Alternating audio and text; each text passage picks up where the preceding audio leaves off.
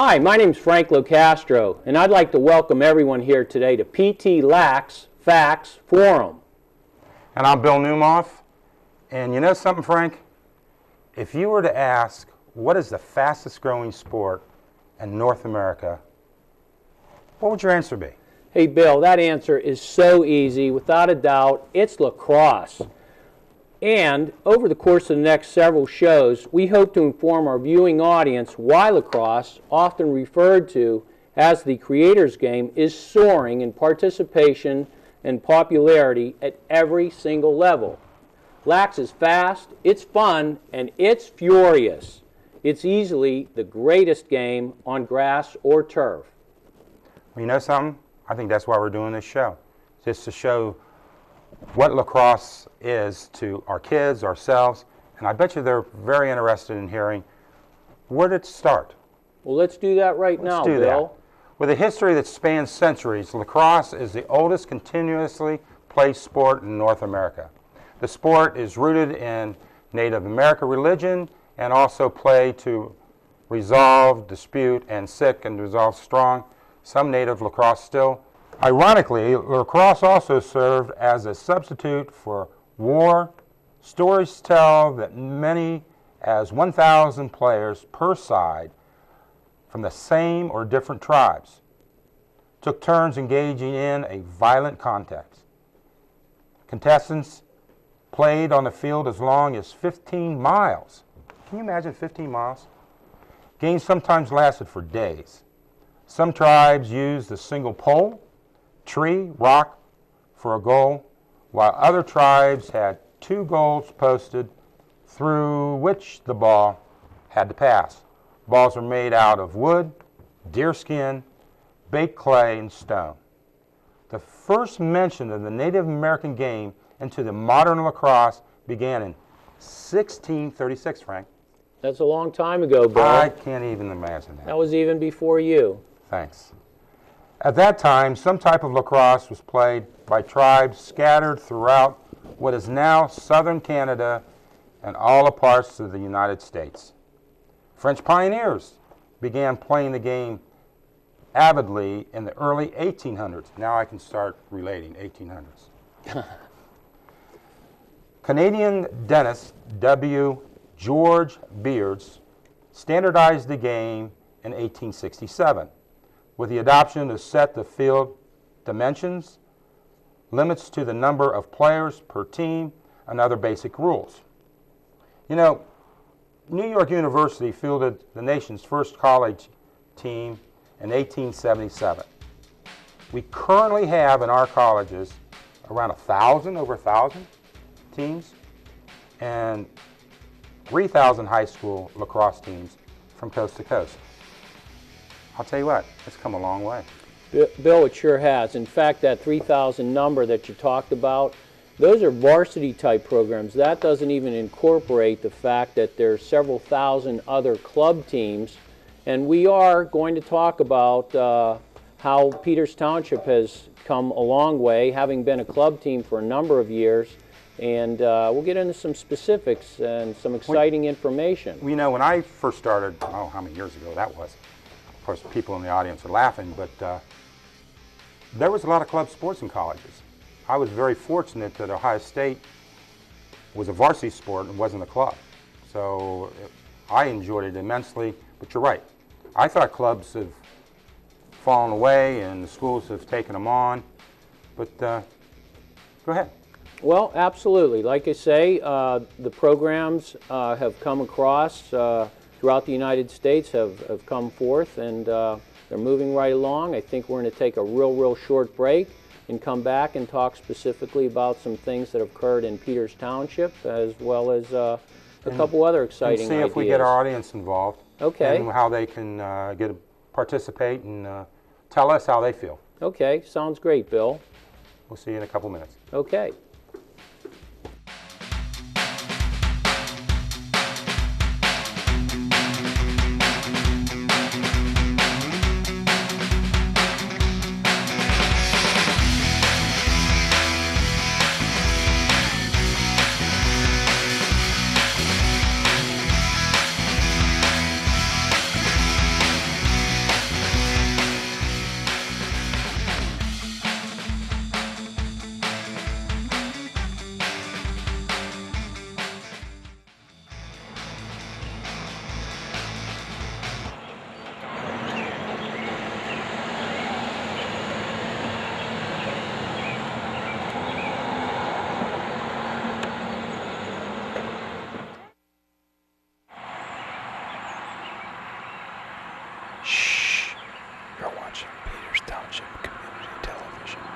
What have you done for your marriage today?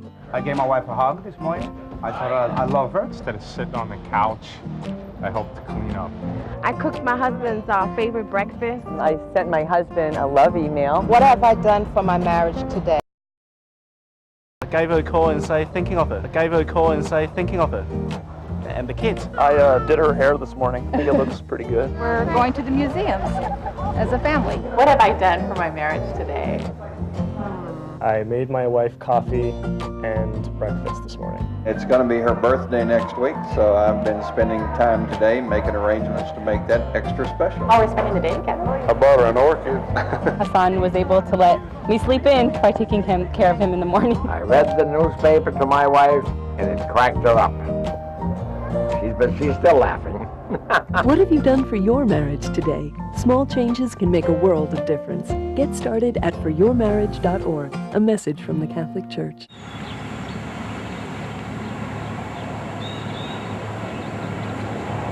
She's beautiful, isn't she?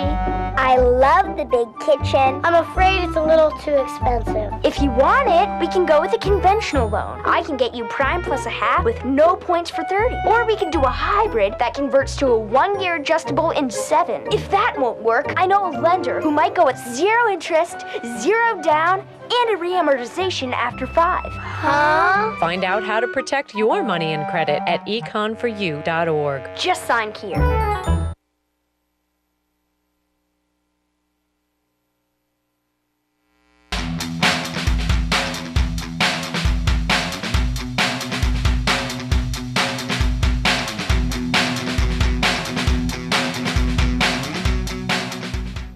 Hi, I'm Bill Naumoff, and welcome back. And we're going to talk about, Frank, how you got started with lacrosse here in Peters Township. Well, Bill, that's something that seems like it just happened yesterday. My oldest son, now 28, was in his first year as a freshman at Peters Township High School, and he came home and, Dad, you got to go to a meeting.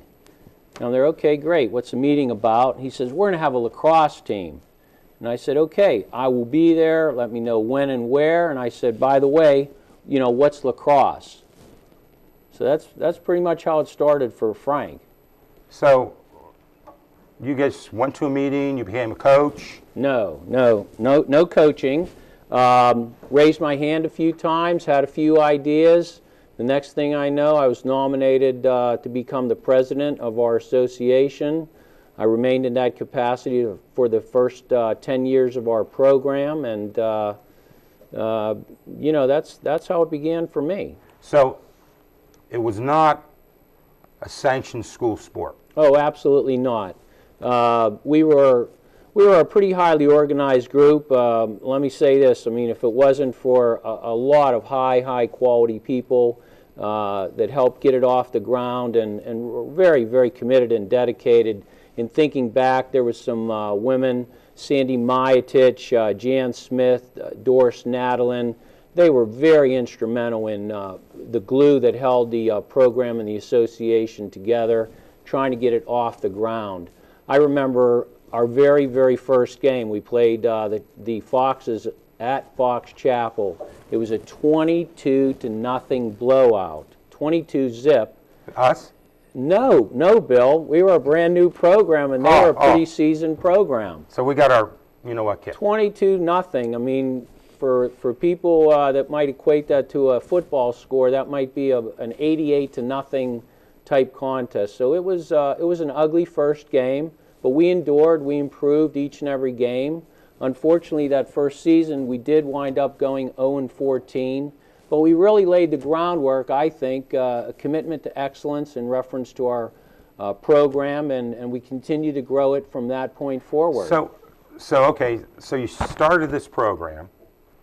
Kids didn't know nothing about lacrosse.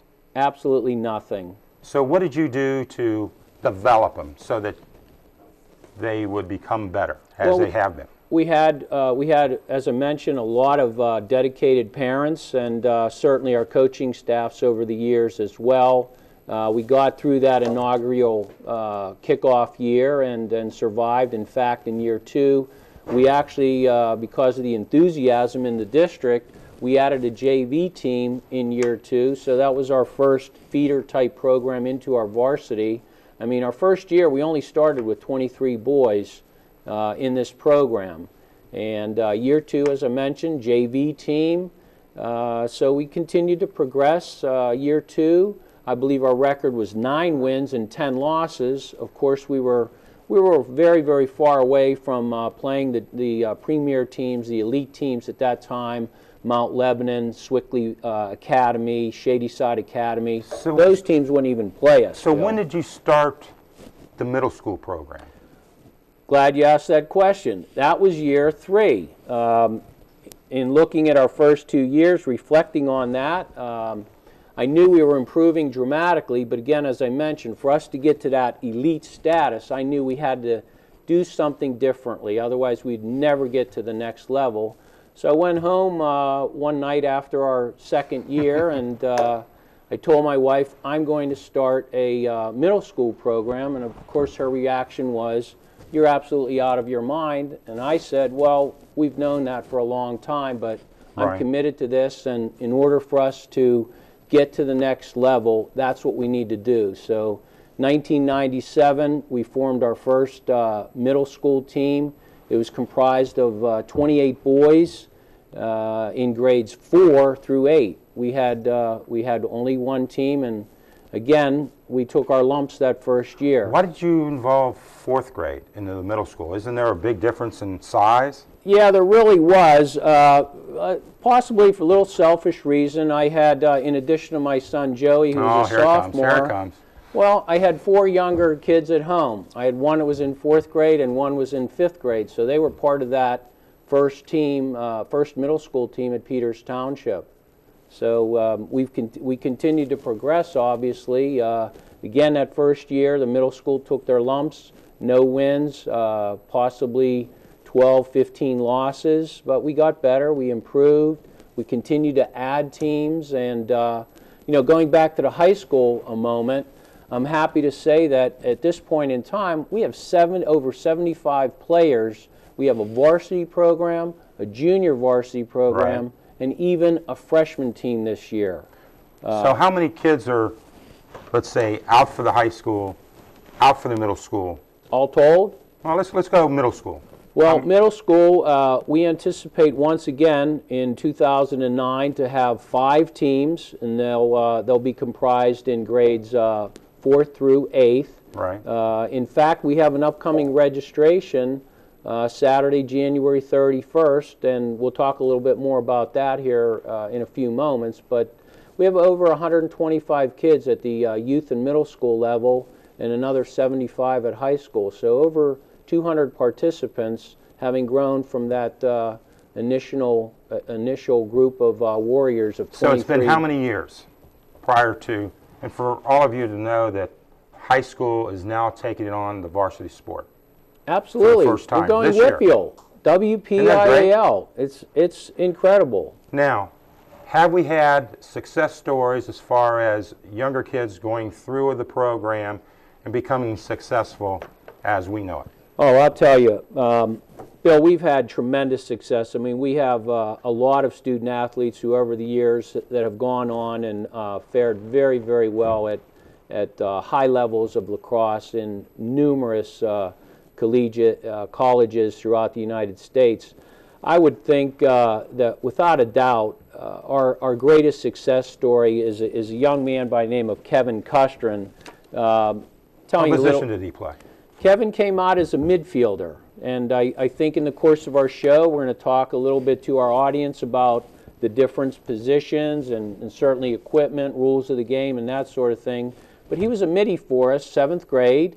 Very, very enthusiastic young man, but certainly, Bill, he wasn't the fastest kid on the field by far. He wasn't the largest. Did he play any other sports? He was a hockey guy. Right. I mean, he certainly was used to contact, and again, we'll talk about this in greater depth, but hockey puck movement is very, very similar, and position is very similar to lacrosse movement. So he was a hockey player.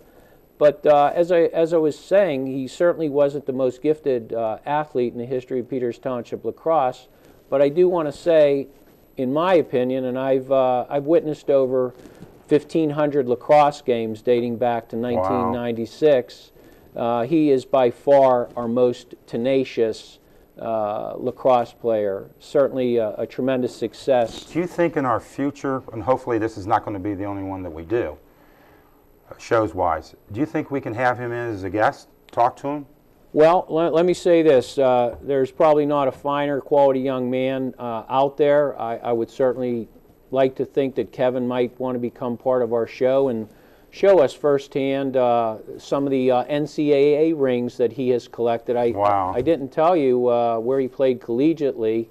After high school at Peters Township, I mean, he pretty much set every single record. In fact, here we are 13 years later. He still remains the all-time scoring player. He had 253 total points, consisting of 132 goals, where he ranks currently second all-time.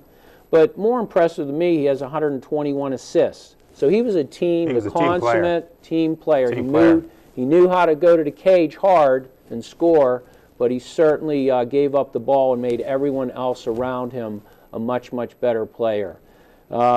After setting every record essentially at Peters Township, he had a walk-on at Salisbury University down in Maryland. Right. And for those... he was just a walk-on? He was a walk-on. He wasn't recruited? He was a walk-on, and Coach Jim Berkman down there obviously saw something in Kevin in walking on, and he worked real hard. As I mentioned, I mean, this kid takes direction phenomenally well, just an ineffable work ethic, and he certainly impressed Jim Berkman. If you know anything about Salisbury Seagull lacrosse, over the last 20 years, unequivocally, the most successful collegiate program in the entire United States. What division is that? That's Division III, right. But that's a little confusing in comparison to, say, football. Any Division III, any premier Division III program can compete at the highest level. Because I was Division I. In D1 or 2. And they definitely can. They can do it. Yes, they can.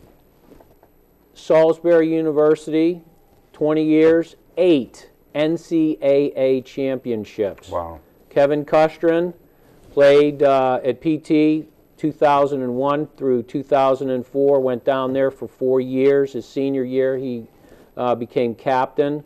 During that time, Bill, I'm going to tell you this record, and it's just incredible. 86 wins, 1 single loss his sophomore year against Cortland in the NCAA championship.